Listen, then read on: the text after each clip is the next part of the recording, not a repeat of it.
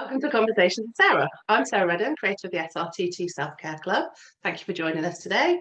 You can find me on most social media platforms as SRTT Self-Care. And if you join our Facebook group, you can see the live recordings and see other guests and other things that are going on in there.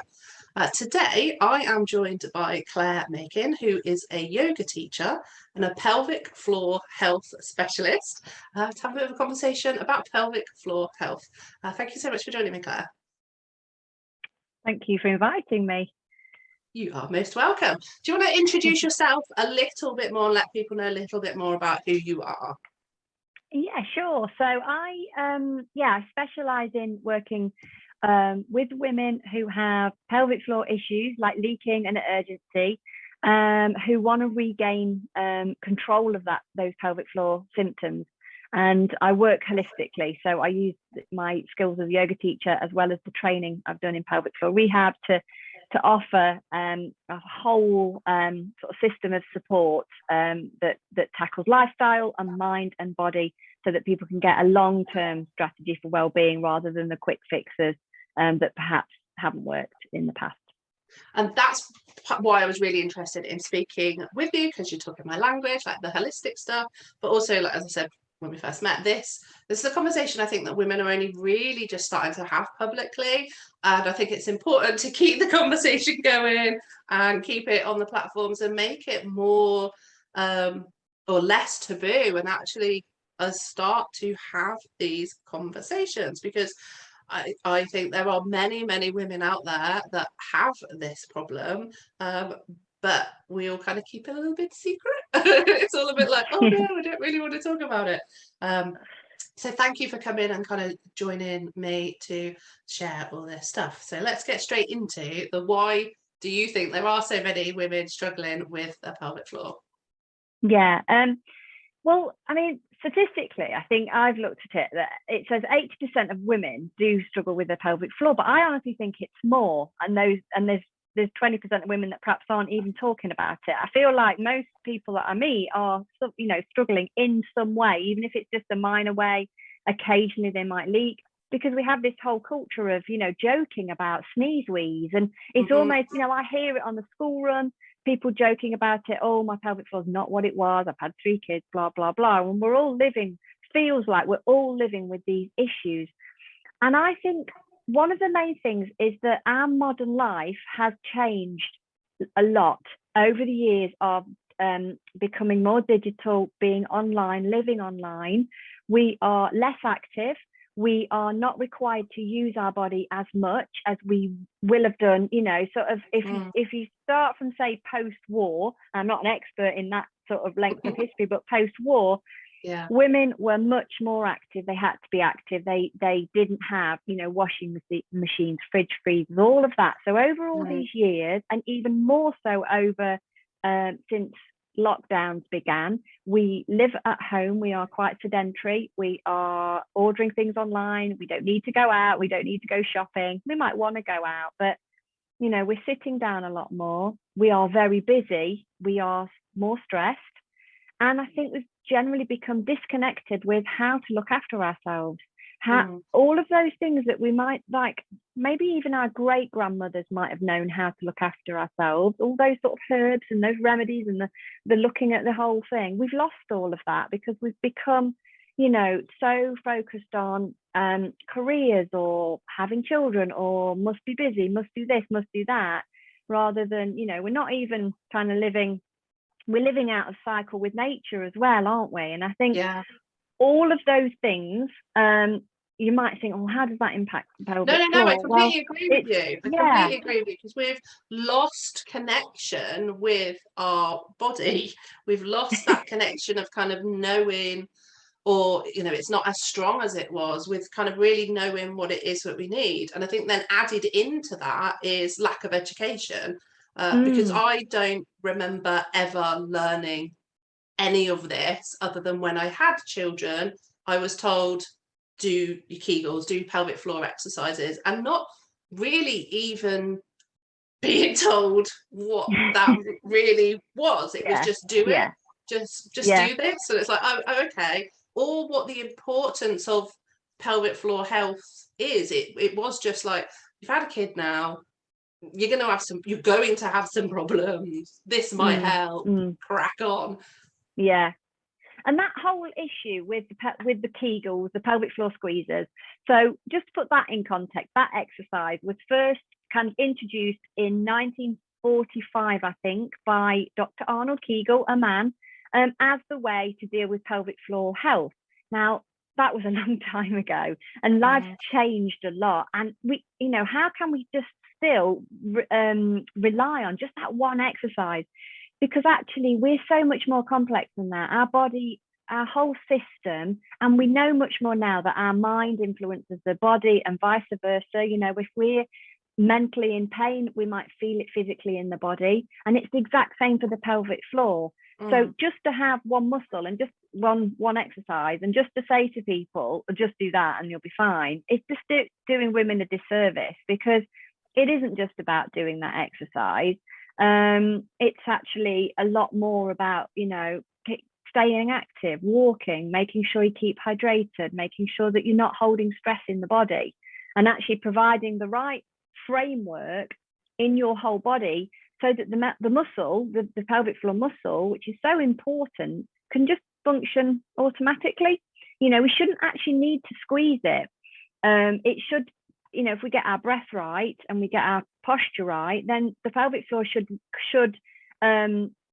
contract and release naturally with movement, and should be able to, if we lift or we sneeze, it should just, gently contract to support us. But because of the inputs we've added onto our lives, the layers of things that, even down to like the types of clothes we wear, we're impacting on the ability of the pelvic floor muscle to then function. So we're kind of just hindering ourselves, and we need to unpack all of these things that we're living our life to kind of understand, how to get back to back to like natural living a bit more, that sort of thing. And that's really interesting to me, because I've never heard it be described like that. Like, I've never, obviously I found you, but I didn't go and look at all your stuff because I wanted to have the conversation, not knowing.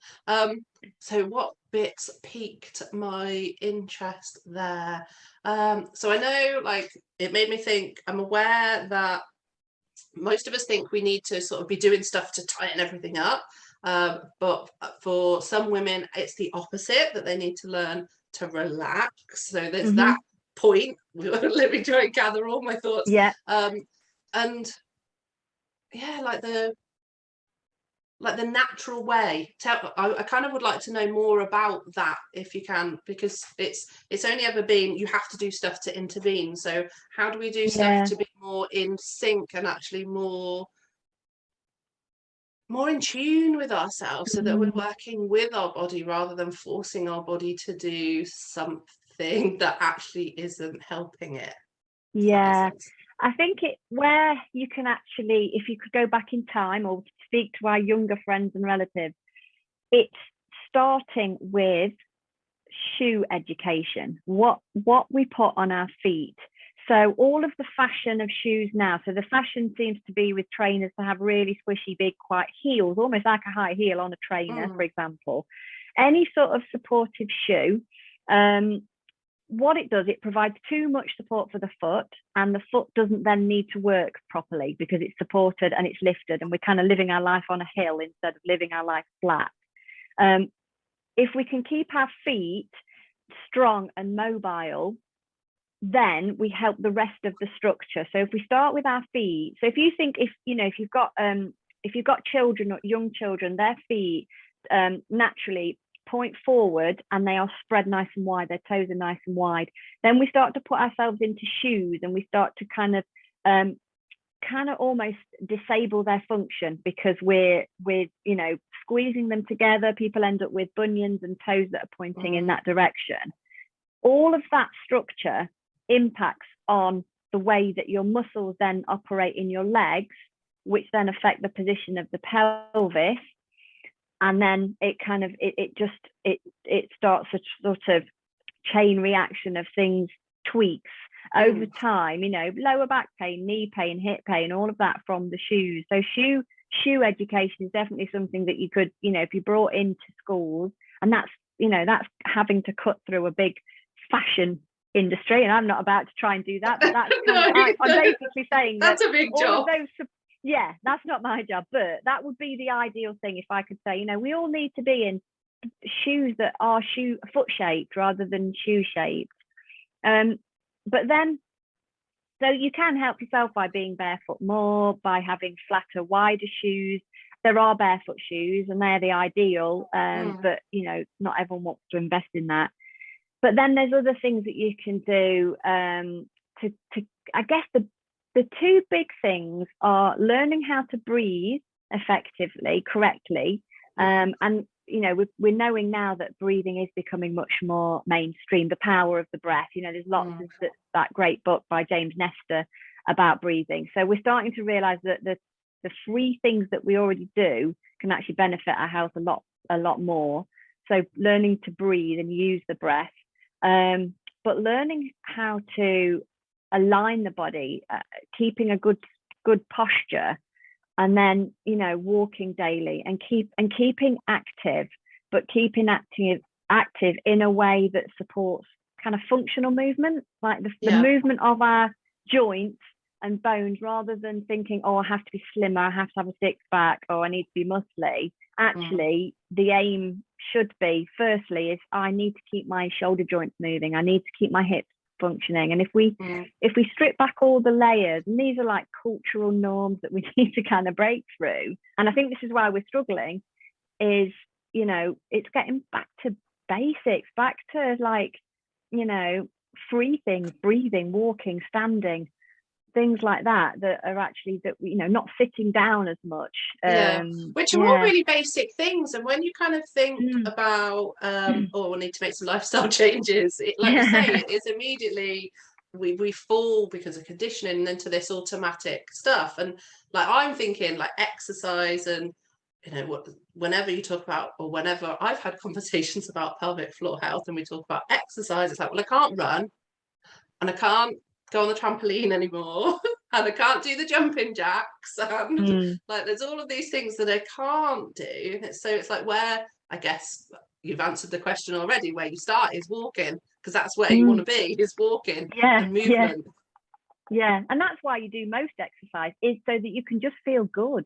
We all, whether you go to the gym or running or swimming or whatever it is you choose to do, you choose to do it usually, unless you're competing in a sport as a profession, you do it to make you feel better and good, and to look after your well-being, don't you? Don't necessarily do it just to do it, if you see what I mean. It's a means to a route to like better mental health, or that feel-good factor of finishing a run or finishing an exercise class. So better to choose things that are going to really support you. And just, I think when I work one-to-one, sometimes women have a goal of getting back to running, for example.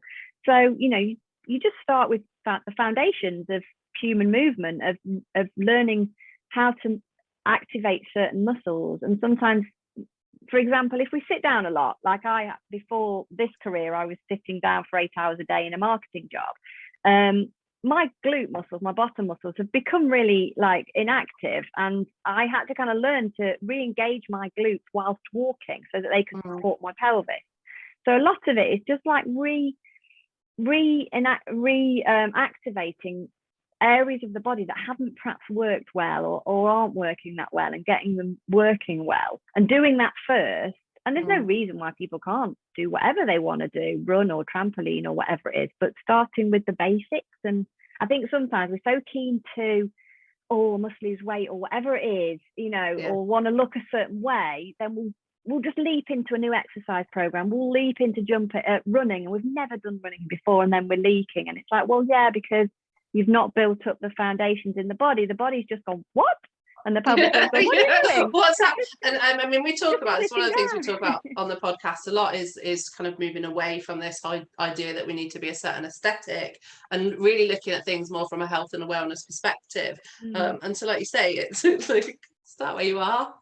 It's great to have goals, it's great to want to do things, but start where you are and allow yourself to be successful by building on the foundations, good strong foundations, and building on. So where where do we start with building good, strong foundations?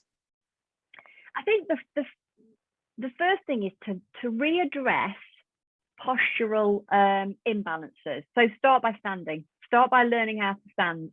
And usually, although that sounds really simple and weird, it's like, well, I can stand.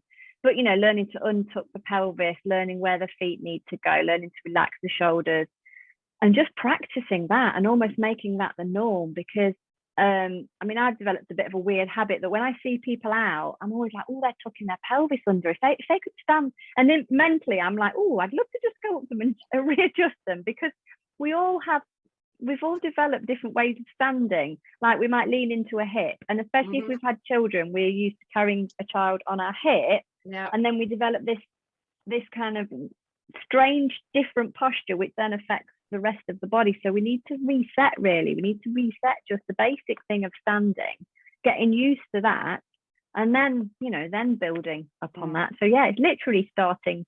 It's like I often say, like restoring factory settings, but you're basically trying to restore how you were when you first learned to walk and you got strong and you were perhaps, you know, 5 or 6, that sort of age, and you were walking well, your feet were working, your body was functioning.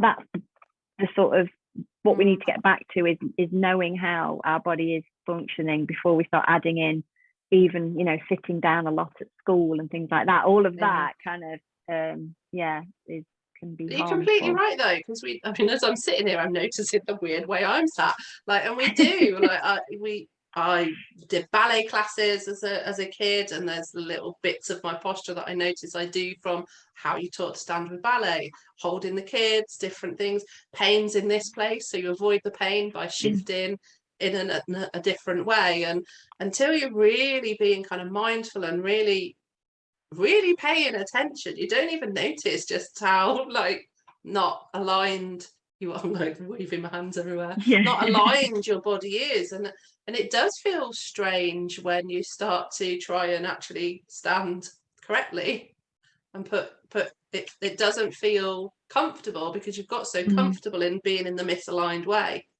That's it. And our bodies, they get used to the habits that we put them in, and they'll adapt to that position. So they won't keep springing back for a certain amount of time. They will do, but if we sit down a lot, eventually you'll develop that seated posture.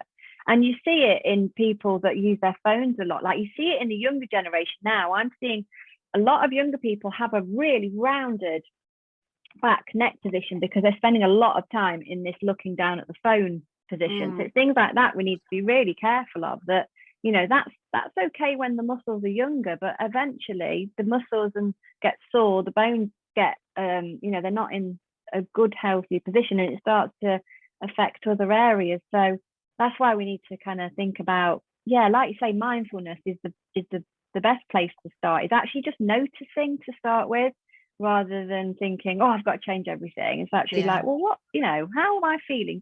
Am I actually standing in a good way? Am I sitting a lot? Or just being aware. And then you can start to, related to the pelvic floor, start to almost notice when things are worse than other times, because most people have symptoms maybe with their cycle, if they're still having a menstrual cycle, or just generally, you know, some weeks it'll be worse, some weeks it'll be better, and you can really start to notice when what's happening in your whole life. You know, were you a bit stressed when the pelvic floor symptoms were worse? That could be, you know, that you need to add in some time to whether it's a breathing exercise or, you know, a bit of meditation or relaxation. So yeah, perhaps even start by mindfully noticing what you're doing, how you're using and moving your body in a day. And can everyone kind of repair, to use that word, or improve symptoms, or is there a point that it's like, actually there is no hope now?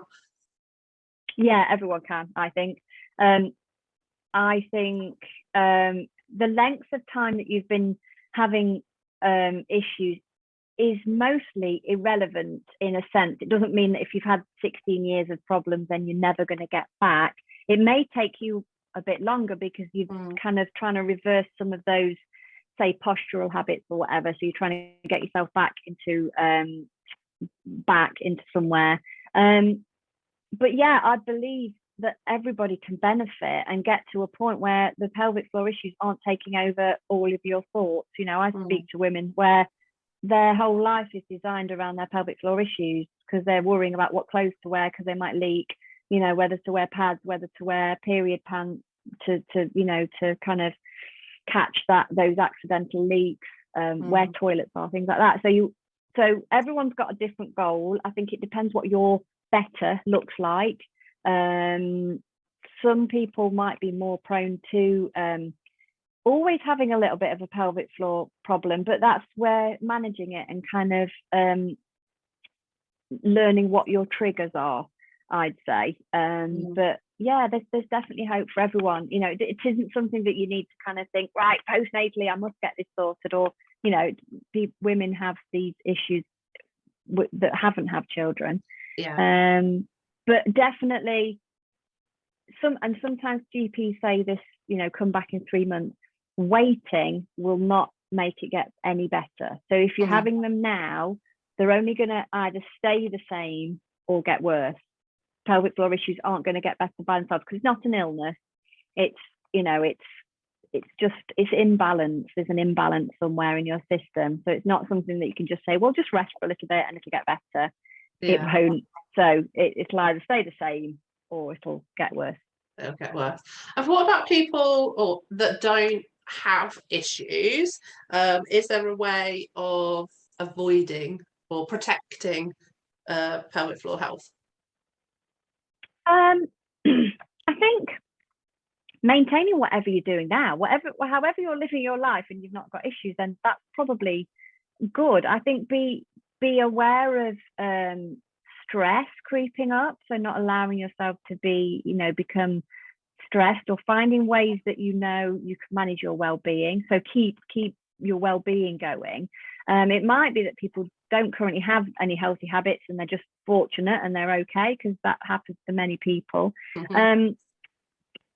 Make sure that you're using your body in a variety of different ways, so that you're not just sitting for 8 hours, or you're not just standing for 8 hours, or you're not in awkward, uncomfortable positions. Like, actually, you know, the more we can use our body, even if it's just cleaning around the house, we're moving it, we're bending our knees, we're keeping those hips functioning. I think for some, I read a post actually of somebody who just turned sort of, they were in their mid-40s and had never been exercising and just started going to the gym, and they'd never really, you know, thought about going to the gym. So I think if you don't have an exercise regime or a well-being regime, it's worth thinking about one. I think it's worth thinking about what would you enjoy doing to look after yourself, because it's too easy to get lost in having a career or building a business, growing a business, having children, and putting yourself at the bottom. And I think as women, we do this a lot. We put ourselves right at the bottom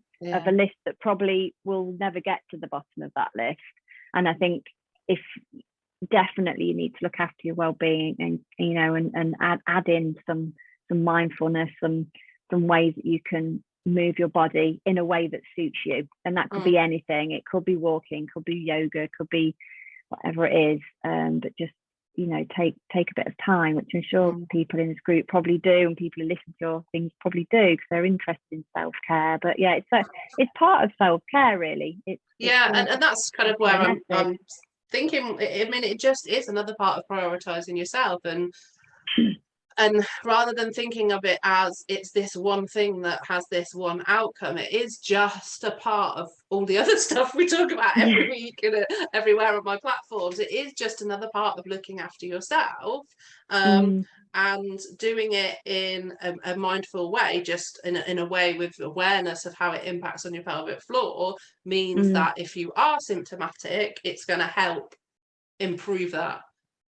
So it is just another, it's another reason to give yourself permission to do all the things that help you with your health, because it's going to help this thing, and it's going to help you have better mental health, and it's going to help you have better bone health, and it's going to help you with all of the other things that we always talk about. So it's like, you're not even adding in something else, you're just you're looking at a way of doing everything you're trying to do already that gives you another bonus another bonus of how it's going to help your health.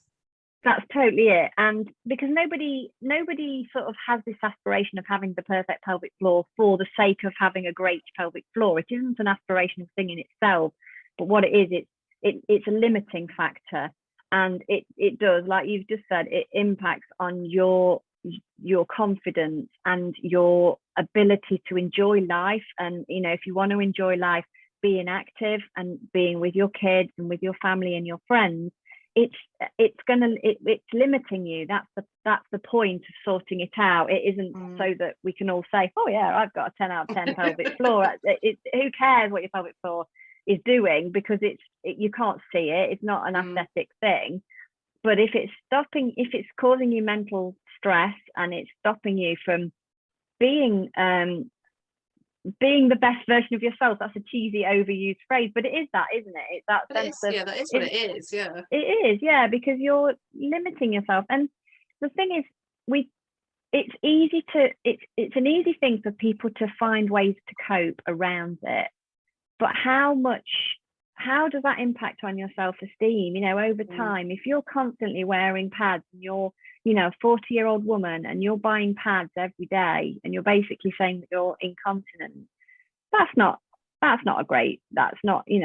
doesn't do you well. Does that impact on your business? Does that impact on your ability to feel attractive, you know, in a relationship? What is it really, how wide is it actually impacting? And I imagine it's more than you realize, more than just weeing a bit when you sneeze. It's actually it could be impacting on your relationships with your partner and with your children, because you're snapping at them because there's no toilet, or, you know what I mean? It's all linked, isn't it? And I think that's why we need to look at it. Yeah, and I think, as with many things with women's health, the kind of underlying message that we've received is it is just part of being a woman. Suck it up. Find a way to deal with it. Don't really talk about it too much, because none of us really want to hear. We don't want to hear it, like, because then that inconveniences our lives. Like, just deal with the symptoms. And it's great that there's more conversation now about this is how we can deal with symptoms, because I say I was just told after having kids, do Kegels, and that has been the sum total of the advice that I was given over 20 odd years ago. And I think you've got some views on doing regular Kegels. Do you want to share that with us? Yeah. So Kegels are a way to reconnect with your pelvic floor. They can be useful postnatally to regain the sensation and regain strength, and they can be used in, you know, if you need some physical therapy. But doing too many, or doing them and incorrectly, because there's sort of 3 different areas that you can be lifting and squeezing, can actually cause tightness in the pelvic floor. So if you don't actually know, I think we tend to assume that our pelvic floor is weak if we're leaking. That might not be the case. So we shouldn't automatically jump to doing a Kegel exercise. If it causes tightness, and a tight pelvic floor or an overactive pelvic floor is the exact same symptoms as a weak pelvic floor. So you'll get leaking, urgency. It could make a prolapse feel worse if your pelvic floor is tight. So if you know you've got a prolapse, it could make those symptoms worse. So I don't prescribe anyone to do Kegels.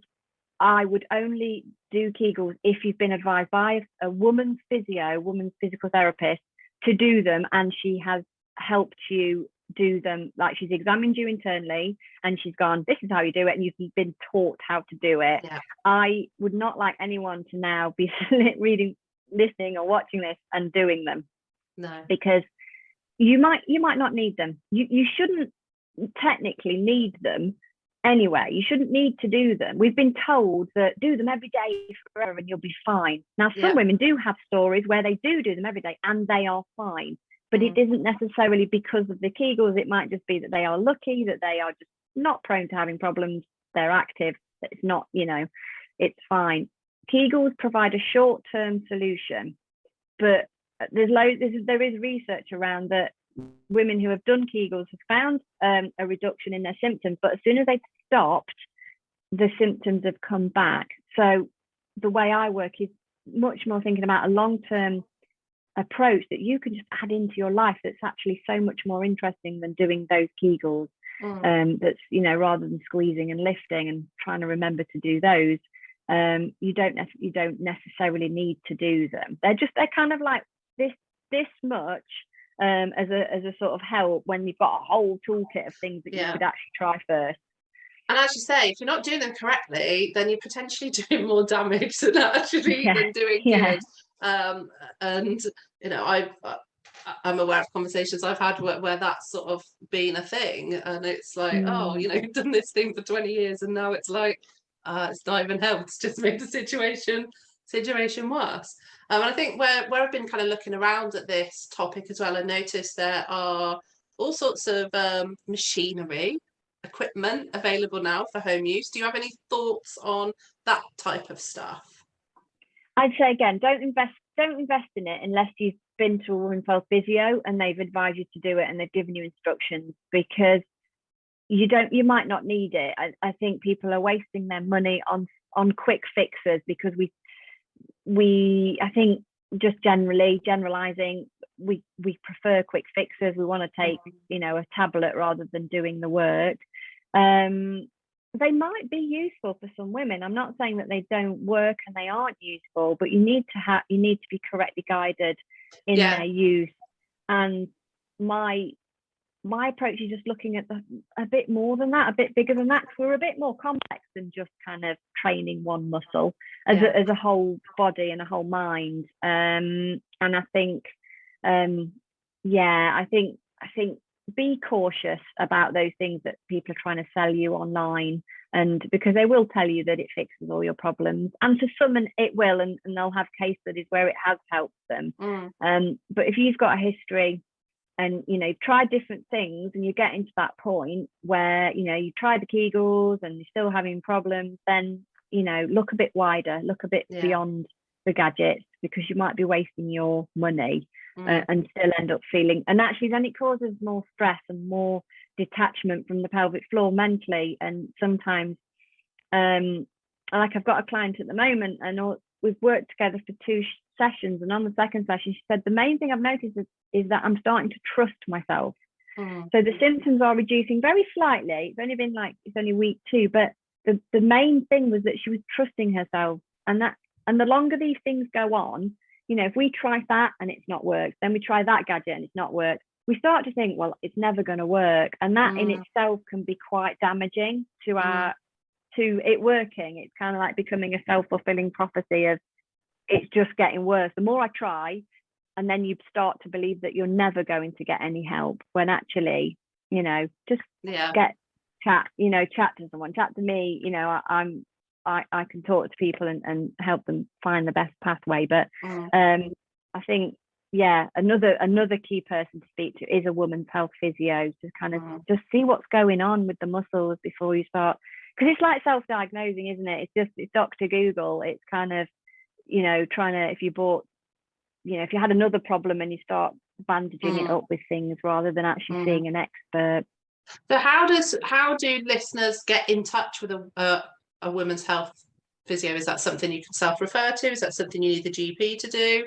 Is there a place that you go and on the internet to find them? So you can get referred through the GP, which is going to be the longer route, and you can go privately and have an appointment with them. So I think the best thing to do is to do a bit of a search for your area. So I'd recommend going in person to someone, and just what you're looking for is a woman's health physio, someone who specialises in perhaps postnatal checks.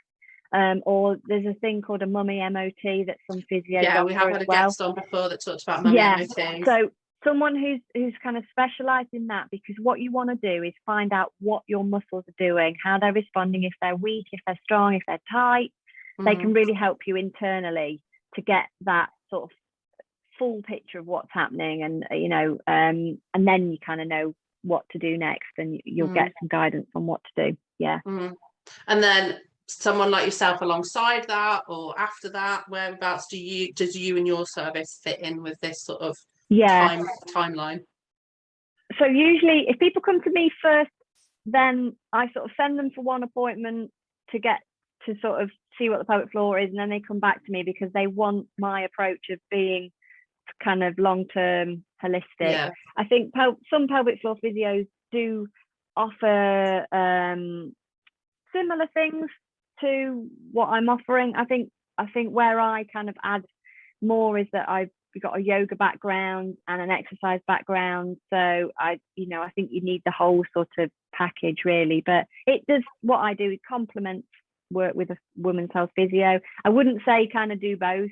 I think if you're seeing a women's health physio and they've told you to do certain exercises, do that, finish that first and see how you go, or have an appointment and then come to me. And if you want to work more in a holistic way and but what I'm hearing is it's about education, actually get educated about what is going on for you, and then making a decision about which sort of pathway feels more aligned for you, because it may be that you just want to go and have some physio type stuff, or work more holistically and look at kind of the wholeness of what's going on for you and seeing how that impacts other areas, because it does always impact other areas of life, doesn't it? And it generally, when we're dealing with something, it's never just the one thing that we're dealing with. It is the wholeness of our person that is going to comes into the work. Yeah, definitely. And there's tools that I have that the physio wouldn't, and vice versa. So they are experts in the in the internal examinations, whereas I might have more information about the lifestyle aspects and things. So there's kind of benefits, but it's choice. And I just want more women to know that you can do something about it. It isn't normal. It's common, but it's not normal, and those two are very different. Perfect. And how do people contact you? Do you work online, like with any of the work, or is it all in person? I work virtually with everyone. It's all online, and I find that really helps. I think it helps people to open up a bit, rather than come to see me. So and that it just makes it more sort of accessible, so I can see anybody.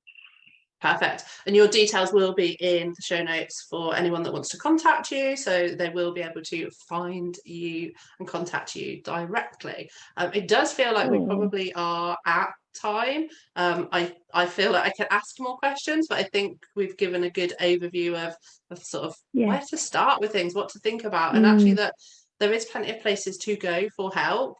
We've just got to get maybe used to being that little bit uncomfortable about going and asking for the help. Brilliant. Is there anything you want to leave people with today?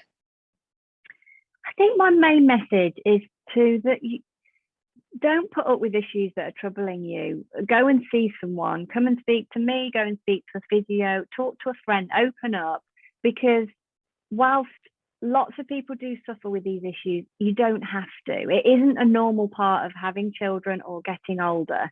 It's usually just an imbalance somewhere, and it's totally solvable. It's totally something that you can do. So don't let it eat away at your confidence and affect you and limit you. Open up, go and see someone, speak to somebody, and get some help, because once you've got that sorted, then you can do whatever you want in life. You can really enjoy life fully. Brilliant. Thank you so much for coming and speaking with me today. You're very welcome. I enjoyed it. Thank you. Thank you to those that have listened. I hope that you've enjoyed today's episode. I'll be back next Wednesday with a new guest. Until then, stay curious and be kind to yourself.